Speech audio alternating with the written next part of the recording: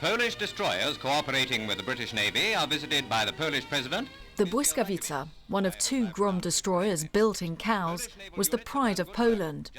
During a refit back on the island, the crew could not have foreseen the role they would play in defending Cowes against that devastating air raid. You are not only serving the cause of Poland, but the cause of mankind. Józef Włodarczak is the last surviving crew member. He recalls how all on board had a critical role to play.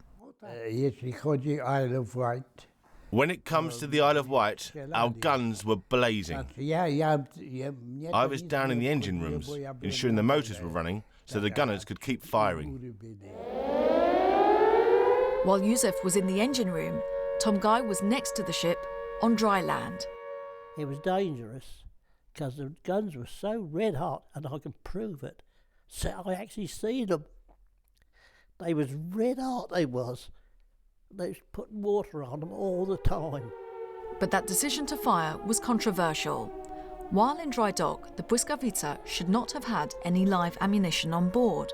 Yet her captain, Wojciech Franski, was convinced an attack was imminent after seeing German reconnaissance flights. June Weeks' father saw the same planes. He was looking out of his bedroom window, and these German reconnaissance planes were so low he could actually see the swastikas on them. They were really, really low. And he said to my mother, "We're going to get it soon."